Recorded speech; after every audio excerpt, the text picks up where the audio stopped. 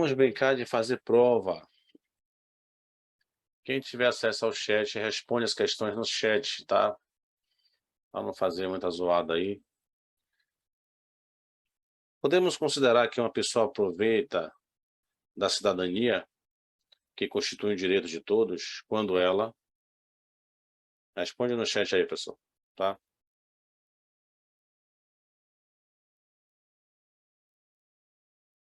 Acho que ninguém vai errar isso aí, né? Opção A. Desfruta de seus direitos e deveres civis e políticos. Tá vendo aí, ó? O que nós estamos falando aqui não tem como errar. Realiza as obrigações domésticas e trabalhistas, nada tem a ver. Obrigação doméstica desfruta somente dos direitos garantidos pelo... Não. Somente pelo Código Civil, não. Possui bens móveis e imóveis? Claro que não. Desfruta de seus direitos e deveres civis e políticos. Não. Próxima questão. Caso você esteja realizando uma ultrapassagem e venha outro veículo em sentido contrário, é uma atitude correta a se adotar. Qual a resposta?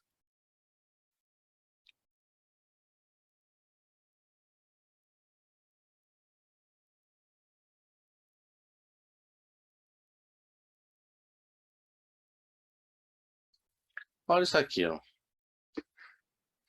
Caso você está realizando a ultrapassagem e venha outro veículo em sentido contrário, é uma atitude correta a se adotar. Deslocar-se para o centro da via não é essa a resposta. Não tentar abortar a ultrapassagem também não é essa a resposta. Trafegar pelo acostamento contrário, não, e pelo acostamento da contrário, no sentido contrário não. Ó, essa questão está mal formulada. Por que ela está mal formulada? Porque não aumentar a velocidade vale para o carro que está sendo ultrapassado. Quem está sendo ultrapassado não deve aumentar a velocidade. Se o cara quiser usar de cortesia, ele deve até mesmo largar o acelerador para aumentar o espaço entre o veículo da frente, para que o outro veículo possa, né, intercalar entre ele e o outro que está à frente. Então observe que não tem a resposta certa aqui, porque seria, na verdade, para quem está sendo ultrapassado, não aumentar a velocidade, ou seja, permitir, facilitar a ultrapassagem da pessoa. Não aumentar a velocidade significa dizer o seguinte: não, o cara já calculou minha velocidade, ele sabe que tem condições de ultrapassar, então não aumentar a velocidade para quem está sendo ultrapassado. Então, caso você esteja realizando uma ultrapassagem, você já está realizando uma ultrapassagem, enviando seu veículo no sentido contrário, a atitude correta a se adotar. Não tem nenhuma opção certa aqui nessa resposta, mas vamos considerar a resposta A pelo cara que está sendo ultrapassado, tá bom? Corrigir isso aqui, que isso aqui é um erro que veio nessa questão aí. Próxima.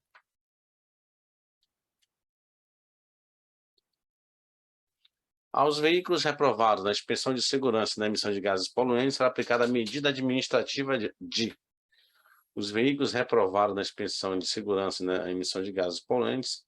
A medida administrativa é adotada pelo agente da autoridade de trânsito. Está no artigo 269 do CTB. Medida administrativa é retenção, é remoção, é recolhimento do documento de habilitação, se houver suspeita de falsificação, é recolhimento do CRV, do CRLV, é o transbordo, o excesso de carga, o transbordo de passageiros. Olha só isso aqui. Ele falou: será aplicada a medida administrativa de apreensão do veículo, artigo 256, inciso 4º foi vetado, não existe mais apreensão do veículo, certo? Seria a retenção do veículo à medida administrativa, remoção à medida administrativa e também recolhimento à medida administrativa. Mas nesse caso seria a retenção do veículo até sanar a irregularidade. Ok. Desde dada a resposta, creio eu que é assim que eles queiram. É permitido ao ciclista. É permitido ao ciclista. Algumas questões parece que se repetem, né, pessoal? Nas provas. Parece que algumas questões vão se repetindo, mas as provas são diferentes, tá? Uma questão outra que se repete. É permitido ao ciclista usar roupas refletivas à noite? Isso é permitido ao ciclista. Usar roupas refletivas vai ficar mais visível à noite. Claro que isso é permitido ao ciclista. Circular pelo lado esquerdo das vias, no sentido, né, no mesmo sentido dos veículos, não pode. No lado esquerdo não pode. Na direita, né? Então, circular na direita, pé da linha de bordo, sentido de fluxo. Pegar carona no veículo motorizado, pegar carona, fazer um morcegão? Claro que não. Isso aqui é proibido. Infração média para o ciclista. Manter-se em fila dupla quando estiver em grupo também não. É fila única. Fila indiana. Então a resposta A é a resposta certa. Próxima questão. O condutor que tem o propósito de ultrapassar um veículo de transporte coletivo parado, efetuando embarque ou desembarque de passageiros, claro, né? Com vistas a viabilizar a segurança dos pedestres, deverá reduzir a velocidade. Qual seria a resposta aí? Ele tem que reduzir a velocidade se deparar com o ônibus embarcando e desembarcando o passageiro, parado. E o que mais? 2 pontos. Deverá reduzir a velocidade, 2 pontos. Parar o veículo, ou parar o veículo. Artigo 31 do CTB. Ele vai reduzir a velocidade, redobrar a atenção, ou parar o veículo com vistas à segurança dos pedestres. Muito bem. Então, a resposta A.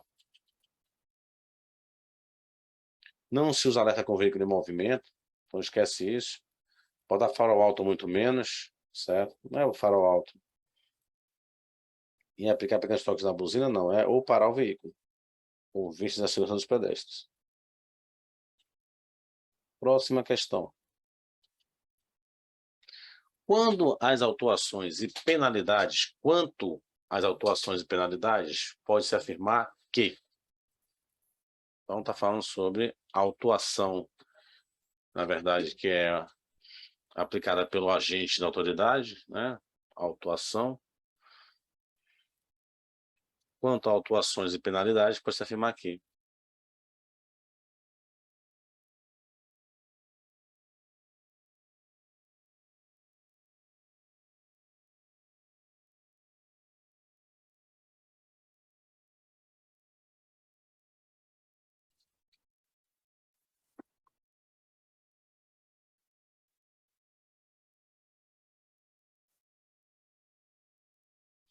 Ó, olha que interessante essa questão aqui. Muito interessante. Ele falou, vamos aqui pela D. Não cabe recurso a ser interposto às decisões da Junta Administrativa de Recursos e Infrações. Falamos que cabe recurso no CETRAN. Quando a Jare indefere seu recurso, você tem ainda o CETRAN para julgar o recurso. Então, cabe sim recurso. Ele diz que não cabe recurso a ser interposto contra a decisão das Jares, mas cabe sim o CETRAN quem julga o recurso contra as Jares em seu favor. Ou julga o recurso contra a decisão das Jares. Então, a notificação devolvida por desatualização de endereço será considerada inválida? Não, será considerada válida, certo? Não é a resposta C, ela será considerada válida, não inválida. Ele só fez inverter aí a palavra. O recurso contra a imposição de multa poderá ser feito no prazo sem o recolhimento do seu valor. Ora, o recurso contra a imposição de multa poderá ser feito no prazo sem o recolhimento do seu valor? Não. Geralmente, quando o recurso é contra a imposição da penalidade, você vai, na verdade, ter que depositar o valor em juízo. Você paga primeiro para depois recorrer. O pagamento da multa poderá ser efetuado até a data do vencimento da expressa notificação, por até 60% do seu valor. Ó, aqui eu encontro uma questão que, se tiver na nova lei, se o sistema for digitalizado, preste atenção nisso. Se eu tenho, na verdade, a minha multa, né, eu me cadastrei no sistema digitalizado de notificação do órgão executivo de trânsito. E se eu pago a multa até a data, até o prazo do seu valor, ela poderá ter desconto de 40%, pagando até 60%. Se eu não estou vinculado ao sistema digitalizado de multa, eu vou ter o desconto apenas de 20%, eu pago 80% do seu valor, certo? Ele aqui não discriminou. Se essa prova estiver atualizada, a resposta é a A. Se ela estiver atualizada, a resposta que eu encontro certa aqui é a resposta A. Agora, o recurso contra a imposição de multa, na verdade, o recurso que você entra em primeira instância é o recurso, na verdade, da notificação. Não é imposição de penalidade, porque, na verdade, quando você entra com recurso na Jari, é o recurso, na verdade, pela notificação, pela autuação, não é pela imposição da penalidade, da multa. A multa já é uma penalidade. Então, quando eu recorro na primeira instância, aí eu não pago nada, quando eu vou recorrer à Jari. Mas para recorrer em segunda instância, já pelo recurso que já foi indeferido, que já virou uma penalidade, eu tenho que recorrer, eu tenho que depositar o valor em juízo, recolhimento do valor. Então, a resposta é a A, ok? Se tiver atualizada a prova. Próxima questão. Os sinais luminosos têm a função de... Os sinais luminosos têm a função de regulamentação de manobras, controle de veículos e orientação de motoristas e motociclistas, controle de fluxo de veículos e pedestres, controle do fluxo de pedestres e alerta nas ultrapassagens. Qual a resposta aí, pessoal? Olha só. O sinal luminoso tem a função de quê? Primeiro, ele não vai regulamentar nada. A regulamentação não compete sinal luminoso. Orientação não compete sinal luminoso. Ele não orienta nada. Certo? Ele controla. Ele faz o controle do fluxo de veículos e pedestres. Essa é a função do semáforo. Ele faz o controle do fluxo de veículos e pedestres. Alerta não é função do sinal luminoso. Não é alertar em ultrapassagem nenhuma. Próxima questão.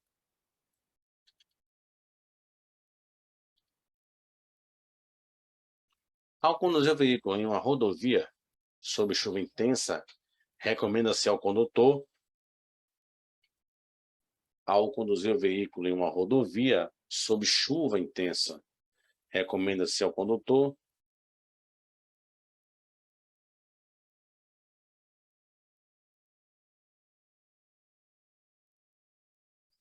Alguém cai que falou B de bola? Alejandro, B. B. Ok. Tá dirigindo o veículo na rodovia sob chuva intensa, recomenda-se evitar usar os freios sob poça d'água. Então você pode perder o controle do seu veículo.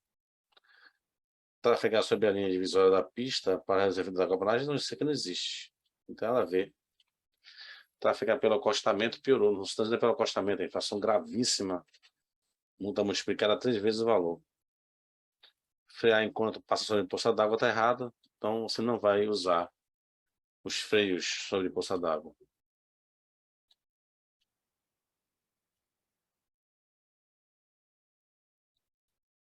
São ações que aumentam a segurança no trânsito em caso de chuva. Reduzir a velocidade, aumentar a distância do veículo da frente e ligar o pisca-alerta. Ele acabou de anular a questão aqui. Pisca-alerta não se usa com veículo em movimento. Só para veículo parado, em emergência. Reduzir velocidade, aumentar a distância do veículo da frente, acender o farol baixo. Está aqui nosso gabarito.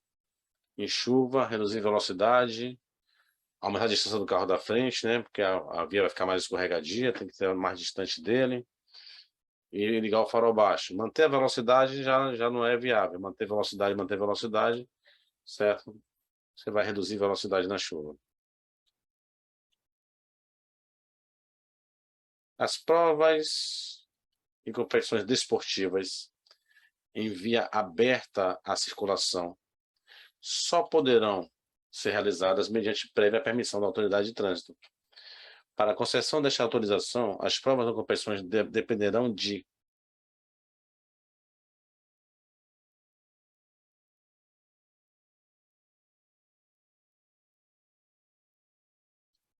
ora, se o cara vai ter uma competição, né, em via pública, é uma competição desportiva em via aberta, por exemplo, vai acontecer a Stock Car, né, aqui no Centro Administrativo de Salvador, né, na Bahia, né. Então, essas provas que forem autorizadas, né, tem a permissão, tem prévia permissão da autoridade de trânsito competente. Para a concessão dessa autorização, né, as provas e competições dependerão de contrato de seguro contra riscos e acidentes em favor de terceiros. Então, não vai ter negócio de notoriedade do evento, não é isso aqui. Calção para cobrir danos pessoais, não, né? Interesse da população também não. É um contrato de seguro contra risco de acidentes em favor de terceiros. Aí vou ter que fazer esse contrato antes. Próxima questão. A manutenção preventiva do veículo ajuda a combater, entre outros. A manutenção preventiva do veículo ajuda a combater, entre outros, a falta de fiscalização dos veículos. Não. A manutenção da pintura do veículo, pelo amor de Deus. Emissão de gases poluentes ao meio ambiente. A sustentação dos elevados níveis de poluição. A manutenção preventiva vai ajudar na redução dos poluentes, né, urbanos, combate, né, entre outros, a emissão de gases poluentes ao meio ambiente. A resposta C, claro, que a manutenção preventiva, esse veículo vai poluir menos. Essa é a resposta. Há um preocupante aumento no número de acidentes envolvendo motociclistas. Como todo esse tipo de veículo deve evitar? O que deve evitar o condutor de moto? Deve evitar o quê?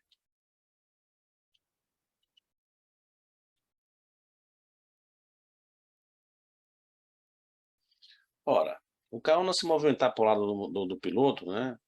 Acompanhar o lado do condutor nas curvas, é certo. O carro não movimentar-se acompanhando o condutor na moto, está certo. Usar o farol aceso durante o dia também é obrigatório. Trafegar no limite de velocidade é obrigatório para todo mundo. Então, circular entre as faixas de tráfego deve se evitar fazer isso. Você passa muitas vezes em muitos pontos cegos do carro, então deve se evitar ficar circulando entre as faixas de tráfego. Vamos lá. Ao atender um motociclista com alteração de consciência, após ter batido sua cabeça no chão, deve-se. Opção A. Oferecer líquido à vítima. Opção B. Restringir os movimentos da vítima, mantendo suas roupas apertadas. Opção C. Aplicar gelo na cabeça da vítima após retirar seu capacete. Dedidado. Evitar movimentar a vítima e chamar socorro médico especializado. Resposta. Resposta D de dado. Evitar movimentar a vítima e chamar socorro médico especializado. Não oferece nada para a vítima beber, nada para comer, isso não existe, pessoal, não pode fazer isso. Restringir o movimento da vítima, mantendo sua roupa apertada, não. Tem que, na verdade, se fosse o caso, teria que folgar a roupa para melhorar a circulação. Aplicar gelo na cabeça da vítima, retirar seu capacete, claro que não pode retirar o capacete da vítima. Não toca na vítima, não permite ninguém tocar na vítima, ninguém retira o capacete, nada vai para sua comida, nada vai para sua bebê, isso não existe, tá? Então evitar movimentar a vítima, chamar socorro especializado. Próxima questão. Rafael, ao dirigir seu automóvel, ultrapassou outro veículo pelo acostamento. Nesse caso, Rafael cometeu uma infração de natureza gravíssima, que terá como penalidade a multa. Esse tipo de infração contabiliza em sua carteira nacional de habilitação. Com quantos pontos é uma infração gravíssima, pessoal? 4, 7, 5 ou 6? Essa aí é melhor do que pescar em aquário com bomba, né, pessoal? Você também quer pescar em aquário com bomba. 7 pontos na carteira, infração gravíssima, 7 pontos, grave 5 pontos, média 4 pontos, leve 3 pontos.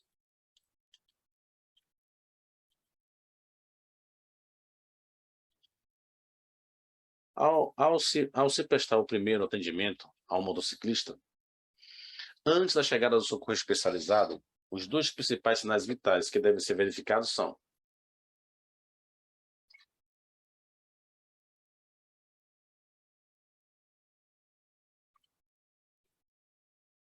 Quais são os principais sinais vitais? A respiração e o batimento cardíaco. Pulso e respiração são os principais sinais vitais. Então, audição não, né? Braços não, braço novamente não, respiração e batimento cardíaco.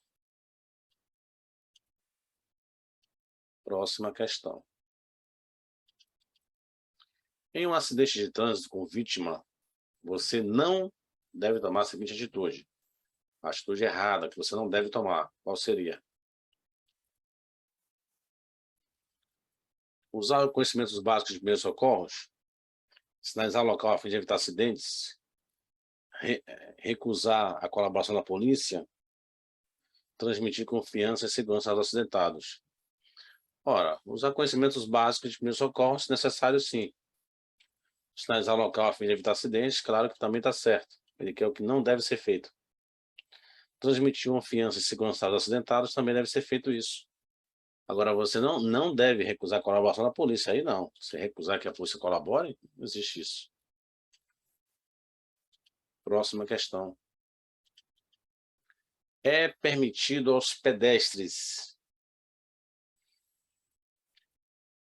Quanto aos pedestres, disse, é permitido permanecer andando na pista de rolamento. O pedestre pode ficar na pista de rolamento, que é para carro circular? Não, isso aqui não é permitido ao pedestre, não. Utilizar o acostamento nas rodovias. Tá, usar o acostamento nas rodovias, isso é permitido sim. Usar via de trânsito rápido? Não. Trânsito rápido, usar pista de trânsito rápido. Obstruir a via sem autorização? Claro que não. Então, utilizar o acostamento das rodovias, isso é permitido ao pedestre, é permitido ao ciclista, ao veículo não motorizado. É para isso que foi feito o acostamento. E o carro parar se estiver em emergência. Parado. Próxima questão. Em caso de semáforo com problemas, funcionando somente com a luz amarela piscando, o condutor deve. A luz amarela informa que é alerta, né? Alerta de situação perigosa. O que deve fazer o motorista? Opção A, manter a velocidade e avançar no cruzamento. Reduzir a velocidade e acionar a buzina sucessivamente. Reduzir a velocidade e acionar o farol baixo. Reduzir a velocidade e ultrapassar com cuidado no cruzamento. Ora, se eu estou me aproximando do semáforo que está quebrado, está com problema, manter velocidade é perigoso, está errado. Acionar a buzina sucessivamente também não anda, aqui é uma infração leve. Reduzir a velocidade e acionar o farol baixo. Reduzir a velocidade e acionar o farol baixo. Reduzir a velocidade e ultrapassar com cuidado o cruzamento. Diminuir a velocidade, ultrapassar com bastante cuidado o cruzamento. Seria a resposta mais correta. Próxima questão.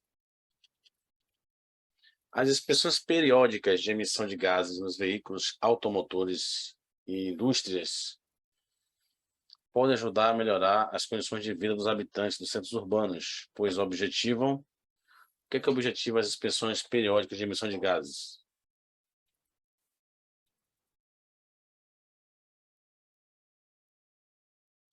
Opção A, diminuir a emissão de ozônio, reduzir as emissões dos poluentes, contribuir para a segurança dos veículos, diminuir o desgaste do motor. Resposta, tá lá no chat, cadê? Beleza. Olha aqui, pessoal. Reduzir as emissões dos poluentes, né, urbanos. As inspeções periódicas de emissão de gases é para redução de poluição, né, pessoal? Contribuir para a segurança do veículo? Então, não é segurança do veículo. Diminuir o desgaste do motor? Não. Para reduzir as emissões de poluentes urbanos. É uma questão de meio ambiente. Próxima questão. O trânsito de veículos sobre o passeio, calçada, nos acostamentos, só poderá ocorrer quando? Quando é que eu posso usar calçada com o meu carro? O acostamento de uma rodovia.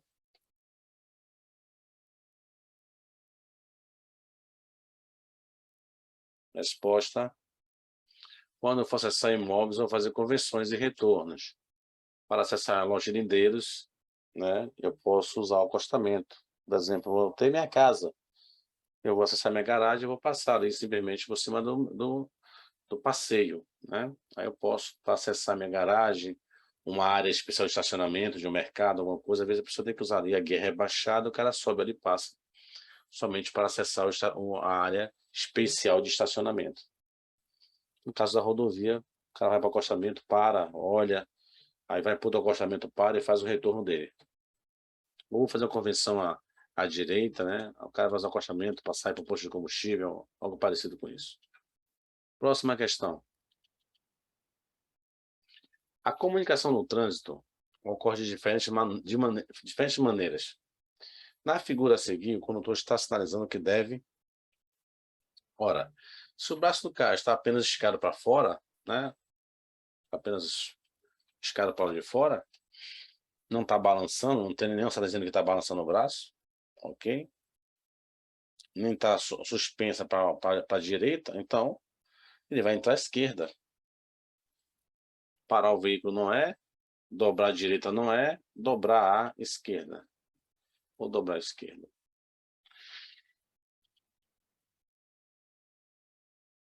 Próxima questão. Conforme o Código de Trânsito Brasileiro, trânsito é a utilização das vias para fins de circulação, parada, estacionamento e operação de carga e descarga. Por pessoas somente, veículos e animais somente, pessoas, veículos e animais conduzidos ou não. Aqui está definido, na verdade, o artigo 1º. Trânsito é a utilização das vias por veículos, pessoas ou animais, isolados ou em grupos, conduzidos ou não, para fins de circulação e parada, estacionamento e operação de carga e descarga. Isso é trânsito. Parágrafo 1º do artigo 1º define essa que é trânsito. A resposta D de dado é o nosso gabarito, com certeza. É obrigatória a expedição de novo certificado de registro de veículo, de CRV, certificado de registro de veículo, quando for alterada, por exemplo, a cor de um automóvel. Assim, o proprietário... Aqui é uma questão que você tem que interpretar direito, porque senão você pode se arrebentar na prova. Ele disse, olha, o cara vai emitir um novo CRV, um novo certificado de registro de veículo, um novo DUT, documento único de transferência. Esse documento fica dentro de casa guardado, não é de uso obrigatório, o CRV, o DUT. Então, eu vou expedir um novo documento DUT quando eu mudar a cor do carro, quando eu mudar a proprietária do veículo, quando eu mudar a característica do carro. Eu tenho que mudar, fazer lançamento das alterações desse veículo no Renavan. Automaticamente você altera aí o documento CRV, tá certo? Nesse caso, ele falou o seguinte, olha, a cor do carro, o proprietário, se ele vai mudar a cor de um veículo, pessoal, ele tem que imediatamente procurar o órgão executivo de trânsito e pedir autorização. Ele não pode mudar a cor do carro sem antes ser autorizado. Se eu, na verdade, tiver que transferir de propriedade para uma outra pessoa, a pessoa vai ter 30 dias para transferir o carro para o nome dela. Se eu vender o carro para alguém, assinei o documento DUT, tudo certinho, né, o CRV, a pessoa vai ter 30 dias para poder resolver a transferência. Né, sob pena agora de infração média. Antes era infração grave, agora é infração média na nova lei. Agora, nesse caso aqui, ele falou que a cor do veículo tem que ser imediatamente informada. Então, deixa eu ver essa resposta aqui. Terá 30 dias para a providência? Não, não tem 30 dias. Poderá aguardar o licenciamento anual para adotar a lei da providência? Poderá aguardar? Não. Terá 15 para adotar a providência. Deve adotar imediatamente as devidas... Sim, tem que informar imediatamente. Tem que procurar o órgão executivo de trânsito, fazer vistoria, primeiro vai procurar um formulário de mudança de cor, né, da entrada no documento, depois vai a vistoria, provar que esse carro não tem multa, que não tem nada errado vinculado a esse carro, que não houve acidentes de trânsito, que não tá, esse carro não foi roubado, nada disso. E daí então você vai, na verdade, né, imediatamente no órgão pedir essa autorização, para depois você pintar o carro e mudar de cor. Então a resposta aqui, na verdade, o nosso gabarito é a resposta D de dado. Próxima questão, questão 24. Vamos lá. Condutor precavido deve estar sempre atento e ter paciência, pois o convívio entre os condutores é uma questão de cidadania, convívio social, convívio entre os condutores,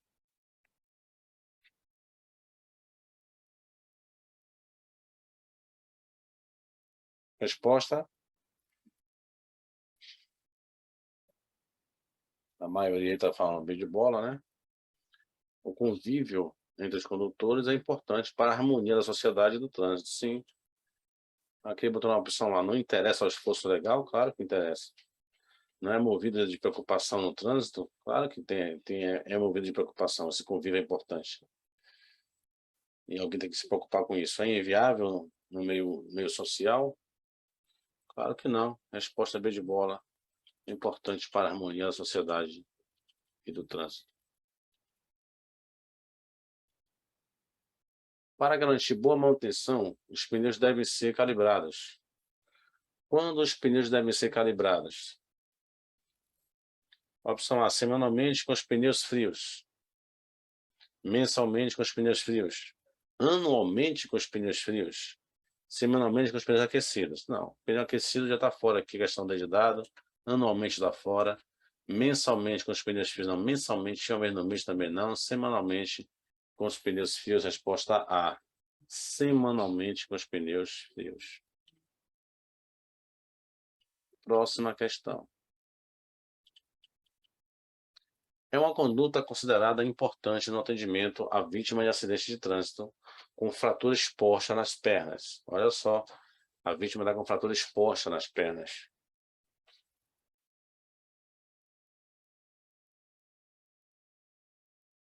Fazer compressa de águas quentes está errado. Não se pode colocar água quente. Nenhuma espécie de hemorragia. Se houver hemorragia ali, se é uma fratura exposta, tem vaso, cortou ali veia, então não pode fazer compressa quente, que você dilata às vezes e você aumenta a hemorragia. Não movimentar os membros fraturados. Sim, não movimentar os membros fraturados, isso aqui não se pode fazer. Massagear os membros fraturados, não. Fazer torniquete em um dos membros, não. Só faz torniquete em casos extremos, pessoal, tá? Tipo assim, uma amputação de membro, o cara pode até fazer torniquete, mas ele disse que é uma vítima de trânsito com fratura exposta, não tem que fazer torniquete. Não movimentar os membros fraturados é a resposta correta. Os pneus dos automóveis possuem um tempo de vida útil. Os pneus dos carros possuem um tempo de vida útil. Para que esse tempo não seja diminuído, a correta calibração e o devido rodízio devem ser feitos, respectivamente. Ora,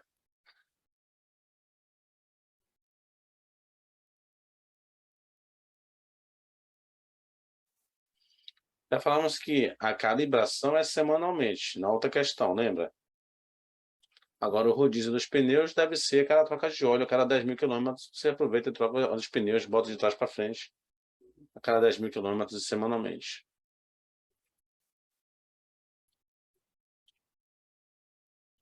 Próxima questão. Faróis queimados ou desalinhados, 2 pontos.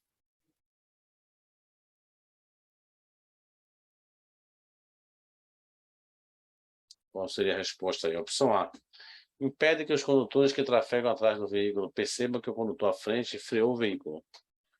Não, faróis queimados ou desalinhados impedem que os condutores que trafegam atrás do veículo percebam que o condutor à frente freou o veículo? Não.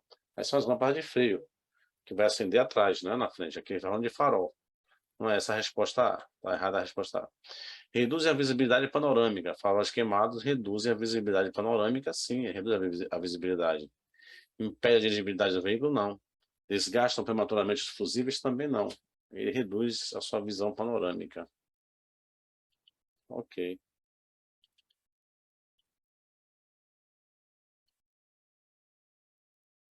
Próxima questão.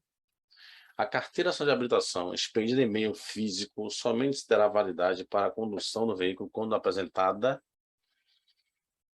Ora, você tem hoje a carteira digitalizada.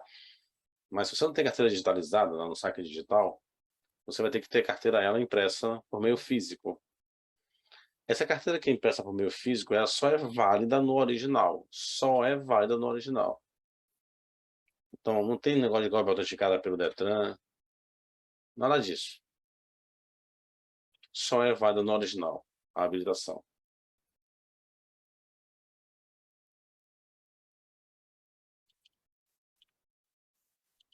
Próxima questão.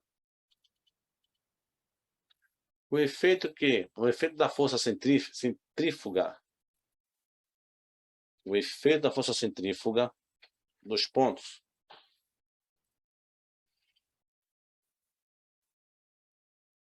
Resposta A, ele colocou aqui, o deslocamento lateral provocado pela passagem de veículos de grande porte em alta velocidade no sentido de tráfego contrário.